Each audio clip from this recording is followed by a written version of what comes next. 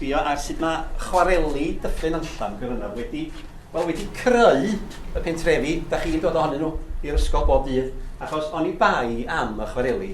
Fysa na ddim Pen-y-Groes, fysa na'n Talysarn, fysa na ddim Nantlle, fysa na ddim y pentrefi sydd yn erid y topia, Carmal ac yn y blaen. Maen nhw'n gyd mewn gwirionedd yn deillio o'r ffaith bod y chwareli wedi cael ei datblygu yma yn y ffilm Nantlle.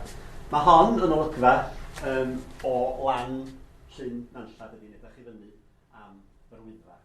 Wedyn dyma chi, Cormeibion Orffwys Dyffryn Nantlle 1982, mae hwn yn dal i fynd fel Cormeibion. Ond ddim jyst y pethau diwylliannol sy'n chi pethau fel eisteddfoda a chorad ac ymlaen, ond o gynnoch chi ar elfen chwaraeon hefyd, o gynnoch chi llawer iawn o ddynion yn dod yn dod i weithio i'r chwareli, a yn ymddiddori mewn pethau fel bêl-droed, ac felly mi sefydlwyd amrywiol dima bêl-droed, o gynnoch chi'r Carmel Rovers, os dwi'n cael iawn o ddyn nhw un, tîm bêl-droed, Talysarn Celt sy'n dal i fod, ac wrth gwrs y tîm enwoca yma byd debyg ydy tîm Nantlle Fel ynde. A felly mi ddatblygodd bêl-droed. Iawn, da ni'n gwybod bod bêl-droed yn bwysig, ond cadw bêl na wan i di. Wedyn, dyma chi lun o dîm Nantlle Fel yn 1938. Mae hwn di dynnu o flaen, Ysgol Top. Dwi'n yn siŵr be oedd yr achlysur Nantlle Fel FC, a mae yna lwyth o ryw gypanna yn fan yna, ond mae'n amlwg bod yna ryw ddathliad, unai maen nhw'n dathlu bod nhw wedi ennill y gypanna yna y flwyddyn honno, neu falle bod nhw'n dathlu rhyw ben blwydd arbennig, achos does na neb yn siŵr iawn pryd sefydlwyd y tîm yn union. Falle bod nhw'n 20 oed pan dynwyd y llun yma yn 1938, dwi ddim yn gwybod.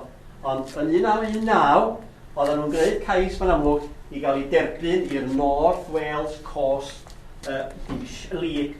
Mewn i'r North Wales Coast League Division 2. A papur newydd, The North Wales Chronicle, 17 hydref 1919. A sbiwch be oedd y sgôr. Glasinfryn 10, Nantlle Fel 1. Felly mae'n amlwg oedd na draddodiad pêl-droed, ond pryd yn union gychwynodd tîm Nantlle Fel, mae'n anodd bod yn sicr, ond mae'n amlwg bod nhw yn 1919 eisiau cael bod rhan o yr ail dran yn y cyngorau arfordir Gogledd Cymru, North Wales Coast League. Reit, felly dwi'n gobeithio bod hynna'n dangos i chi sut mae datblygiad a chwareli yn Gwynedd wedi creu yr hyn ydy Dyffryn Nantlle heddiw yma i bob un ohono ni. Dyna chi beth i amseru da, de. Iawn, dwi'n chi fynd, ac i ni fynd i'r Penrhyn Castle oedd.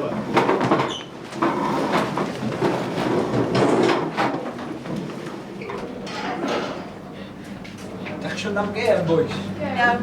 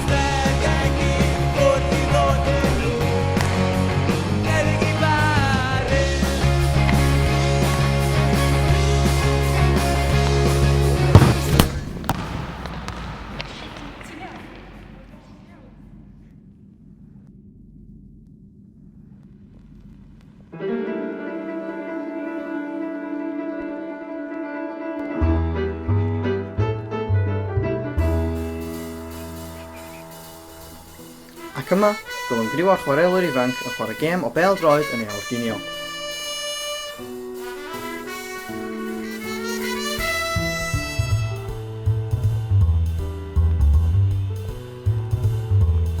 Mae'r gêm yn fywiog iawn ac mae'r gweithwyr i gyd yn mwynhau.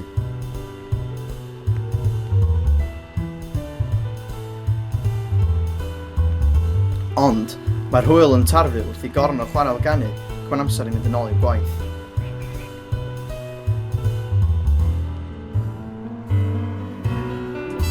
Yn disgwyl amdanynt, mae'r fforman yn gwneud yn siŵr ei bod ar amser.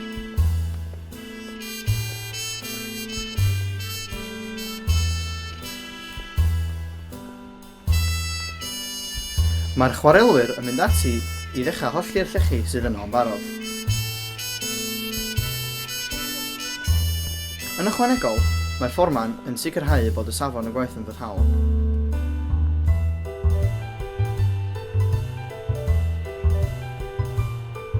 Mae'n penderfynu bod y llechi yn edrych a dda ac mae'r chwarelwyr yn cael gadael am adref efo bocs bwyd dan eu breichiau.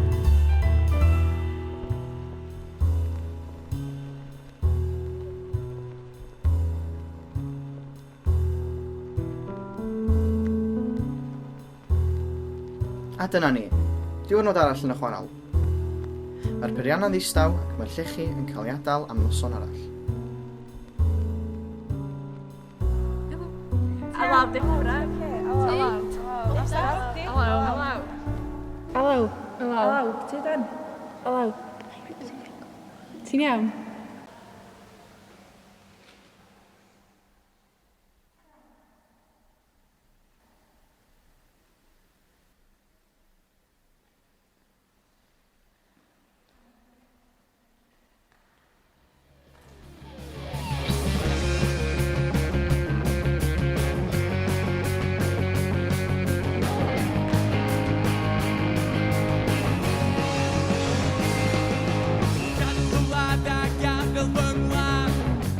Shout